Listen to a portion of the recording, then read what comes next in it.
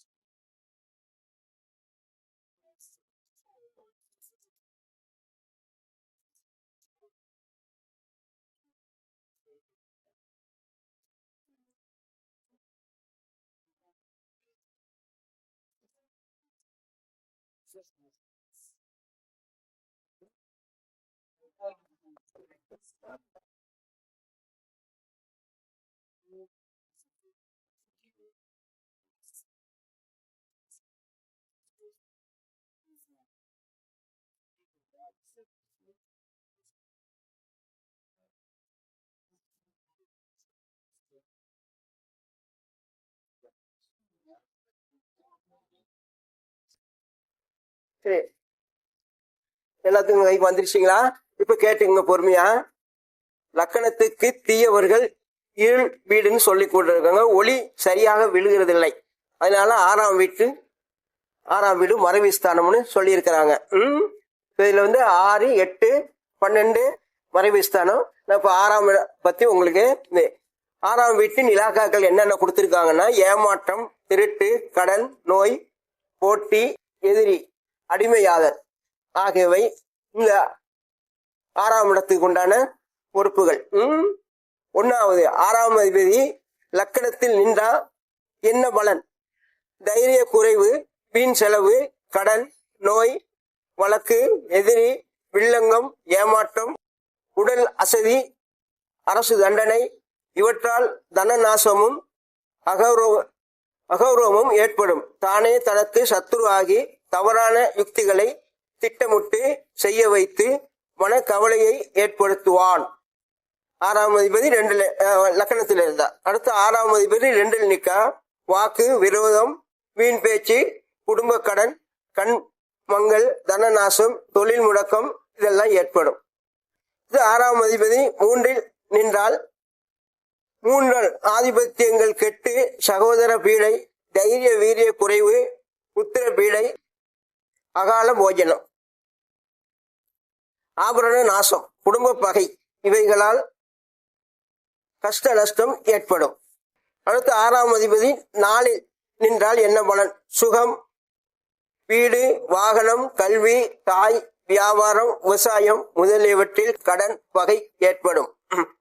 அடுத்து 6ஆம் அதிபதி 5ஆம் வீட்டில் இருந்தால் என்ன பலன்? ஒத்துழைகளுக்கு செலவு செய்து கடனாளி ஆகலாம். அடுத்து 6ஆம் அதிபதி 6ஆம் வீட்டிலே அமர சுலப கடன் கிடைக்கும். புத்திர சகோதரர் பாவங்கள் பலமாகும். இதுக்கு நான் உங்களுக்கு நன்மை அப்புறம் சொல்றேன், இதெல்லாம் பிடிச்சு பாருங்க. 6ஆம் அதிபதி 7 அமர குடும்ப குழப்பம், இல்லற பகை, பெண் விரோதம், மருத்துவ செலவு, தொழில் முடக்கம், அகௌரவம் இவற்றால் தன நாசமும் மனக்கவலையும் ஏற்படும். அடுத்து 6ஆம் அதிபதி 8 நின்றால் அரசு தண்டனை, திருடல் பயம், வெட்டு காயம், கண்டம், சகோதர பீடை, குடும்ப குழப்பம், தன முடக்கம் போன்றவை ஏற்படும். அடுத்து 6ஆம் அதிபதி 9ஆம் வீட்டில் நின்னால் பிதா வழியில் பகை, பூர்வீக நாசம், ஏமாற்றம், வில்லங்கம், பாவச் செயல், பெரியோர் பகை, தொழில் முடக்கம், தன விரயம், தரித்திரம் ஆகியவை ஏற்படும். அடுத்து 6ஆம் அதிபதி 10ஆம் வீட்டில் அமர்ந்தால் தீய தொழில் பிரச்சனை எடுத்துக்கலாம். அரசு தண்டனை, அகௌரவம், வில்லங்கம், போட்டி இவைகள் ஏற்படும். 6ஆம் அதிபதி 11ஆம் வீட்டில் அமர்ந்தால் கடன், நோய், போட்டி இவைகள் அதிகமானாலும் பணவரவுகளை கொண்டு சமாளிக்கலாம். 6ஆம் அதிபதி 11ல இருந்தா பணவரவை கொண்டு சமாளிக்கலாம். 6ஆம் அதிபதி 12ஆம் வீட்டில் இருந்தால் இடமாற்றம், வழக்கு, நோய், போட்டி, அகால போஜனம், அயன சயன குறைவு, வீரிய குறைவு, பயண நஷ்டம், விபத்து ஆகியவைகள் தன விரயமும் அகௌரவமும் ஏற்படும். எதிரிகளும் கஷ்டப்படுவார்கள். இது 6ஆம் அதிபதி 12 பாவங்கள் இருந்தால் என்ன பலன் அப்படின்னு சொல்லியிருக்கேன். இந்த 6ஆம் பாவத்தை வச்சு பலன் எடுத்துட்டோம்னா நம்ம வர்றவங்களுக்கு சொல்றதுக்கு ரொம்ப ஈஸியா இருக்கு. இந்த 6ஆம் அதிபதி நன்மை யாருக்கெல்லாம் செய்யறது இதுல எழுதல, நீங்க குறிச்சு வச்சுக்கோங்க கீழே. அதாவது 9ஆம் இடம் தகப்பன், 4ஆம் இடம் தாய். தகப்பன் தாய்க்கு 6ஆம் அதிபதி இதை கண்டுபிடிப்பு பலன் சொல்றதுக்கு இதெல்லாம் மறைமுகமான சூட்சமங்கள். இந்த 6ஆம் அதிபதி வச்சு ஜாதகமே சொல்லிடலாம். 6ஆம் அதிபதி நீங்க எடுக்கிற விதம் தான் தாய் தந்தையருக்கு நன்மை செய்யுது. 3-11 சகோதர வர்க்கத்துக்கு எந்த வகையில் அது உங்க கடமை, நீங்க அது எத்தனாம் பாவங்கிறது நீங்க பாத்துக்கலாம். 3-11 மூத்த சகோதரர் இளைய சகோதரருக்கு எந்த வழிகள் நன்மை செய்கிறது நீ எடுத்துக்கலாம். அடுத்து 7ஆம் பாவத்துக்கு 12ஆம் பாவம், 7ஆம் பாவத்துக்கு 6ஆம் பாவம், 12ஆம் பாவம். இப்போ மனைவிக்கு எந்த வழியில் செலவு பண்ணிக்கிறது அதையும் எடுத்துக்கலாம். அடுத்து 5ஆம் பாவத்துக்கு புத்திரர்களுக்கு 2ஆம் பாவம். இப்ப இவ்வளவு நன்மைகள் இந்த 6ஆம் பாவத்தில் இருக்கின்றன. தீயதை சொல்லிட்டேன், இதை வச்சு நீங்க ஜாதகம் சொல்லி முடிச்சிடலாம். இந்த 6ஆம் பாவத்தை எடுத்துட்டீங்கன்னா அவங்களுடைய பிரச்சனைகளை நீங்க சொல்லிடலாம். இப்ப நீங்க எல்லாம் கூட உங்களுக்கு 6ஆம் அதிபதி எந்தெந்த ஸ்தானத்துல இருந்தா பலனை நீங்க இப்ப எடுத்து சரி பண்ணிக்கலாம். எனக்கு 6ஆம் அதிபதி 8ல இருக்காரு, எனக்கு இப்ப நோய் தாக்குது, சுக்கிரதசை நடக்குதுக்கு எந்த மருந்து சாப்பிட்டாலும் சரி வர மாட்டேங்குது. அதனாலதான் நானும் மிதுன ராசி, அதனாலதான் புதன் ஆட்சி, அதனால எழுதி கொண்டாந்துருக்கேன். இப்ப பேச முடியல, இந்த பாருங்க தொண்டை கட்டுது இருக்குது, அவர்கிட்ட சொல்லிட்டேன். வலி இப்ப இங்கே வலி இங்க பெயின்லாம் இருக்கு, ஆனா இது சரியா வேலை செய்கிறது. அதனால நீங்கெல்லாம் இந்த 6ஆம் அதிபதி எங்க இருக்குன்னு பார்த்து நீங்க தெரிஞ்சுக்கலாம். தெரிஞ்சு அதுக்கு தகுந்த மாதிரி வாழ்க்கையை அமைச்சுக்கலாம்.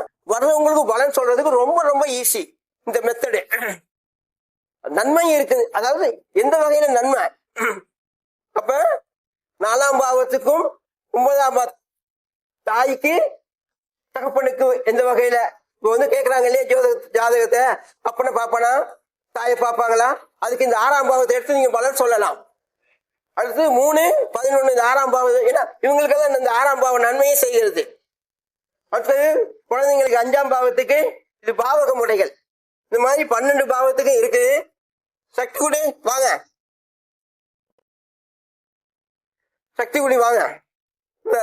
அடுத்து குழந்தைங்களுக்கும் நன்மை செய்து இந்த 12 பாவத்துக்கும் அருமையான பலன் என்கிட்ட இருக்கு. ஒவ்வொரு மீட்டிங்கும் ஒவ்வொரு மாசமும் ஒவ்வொரு பாவத்தை பார்த்தோம்னா இதே மாதிரி போட்டு கொண்டு வந்து கொடுக்குறேன் அப்படின்ட்டாரு சார். பாத்தீங்கன்னா ஒரு நிறைய புக்ஸ் பார்த்தோம்னா ரெஃபர் பண்ணி அதுல எது பாத்தீங்கன்னா பெஸ்டா இருக்கோ அதை மட்டும் தான் எடுத்து எழுதிட்டு வருவாரு. இதை நீங்க வச்சு பாத்தீங்கன்னாவே பலன் சொல்றதுக்கு ஈஸி. பாக்குறதுக்கு ஒரே பேப்பர் தான், அதுல நிறைய விஷயம் இருக்கும், செக் பண்ணி பாருங்க. ஓகேங்களா? அனைத்து ஜோதிடர்களுக்கு வணக்கம். கொஞ்ச நேரம் பாருங்க. நீங்க தாராபலம் சொல்றீங்கல்ல, தாராபலம் எது எதுங்க, தாராபலம் என்ன இல்லைங்க சொல்லுங்க. தாராபலம்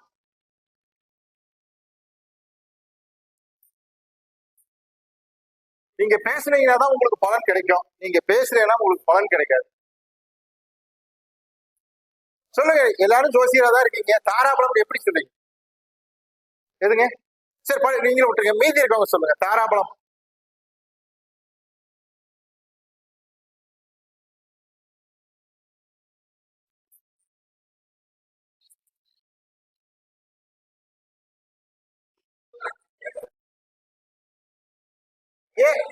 சரி, அந்த 3, 5, 7ன்னு சொல்றாங்க இல்லைங்க, அது எப்படி சொல்லியிருப்பாங்கன்னு நீங்க நினைக்கிறீங்க? இப்ப 3வது நட்சத்திரம் சரியில்லை, நான் 5வது நட்சத்திரம் சரியில்லை, 7வது நட்சத்திரம் சரியில்லைங்கிறாங்க. ஒரு நட்சத்திரம் சரியில்லைன்னா எவ்வளோ வச்சு சொல்றதுங்க நம்ம? நீங்க சொல்றீங்க 3, 5, 7 சரியில்லைன்னு சொல்றீங்க. சரியில்லைன்னா ஏன் சரியில்லைன்னு சொல்றீங்க? ஒரு நட்சத்திரம் சரியில்லைன்னா ஒரு நட்சத்திரம் இருக்குது, அது தேவகண நட்சத்திரம், எல்லாத்துக்கும் பண்ணலாம்னு இருக்குது. நீங்க அதே நட்சத்திரத்தை போய் திரும்பவும் பாத்தீங்கன்னா இது சரியில்லைன்னு எப்படி நீங்க சொல்ல முடியும்?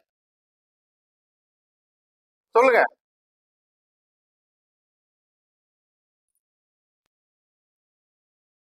அதாவது ஜோசியம் பொதுவா சொல்லிட்டு போயிருவாங்க, நாம தான் ஏன் என்னன்னு புரிஞ்சுக்கிறோம். இப்ப இங்க கூட நம்ம சொல்றோம் என்னன்னா, ஒரு கிரகத்தை போட்டுட்டு சொல்றோம், இந்த கிரகம் அங்க இருந்தா அது பாதிக்கும் அப்படின்னு சொல்றோம். அப்ப என்னன்னா கிரக குணத்தை மட்டும் சொல்றோம், அந்த பாவகுணத்தை சொல்றது இல்ல. அதே மாதிரி இதுலயும் பாத்தீங்கன்னா 3, 5, 7ங்கிறது என்னன்னா, அஸ்வினில இருந்து ஆரம்பிப்போம். அஸ்வினி, பரணி, கார்த்திகை. கார்த்திகைங்கிறது 3வது நட்சத்திரம், அது விபத்தை கொடுக்கும். ஏன் சொல்லிட்டாங்கன்னா அது நெருப்பு ராசி, விபத்தை கொடுக்கும்னு சொல்லுவாங்க. 2வது உடைப்பட்ட நட்சத்திரம், அதனால ஆகாதுன்னு நம்ம சொல்றோம். அதுக்கு அடுத்தது பாத்தீங்கன்னா ரோகிணி இருக்குது, 4வது நட்சத்திரம். 5வது நட்சத்திரம் மிருகசீரம், அது ஆகாதுன்னு சொல்றோம். உடைப்பட்ட நட்சத்திரம் ஆகாதுன்னு சொல்றோம். 6 திருவாதிரை.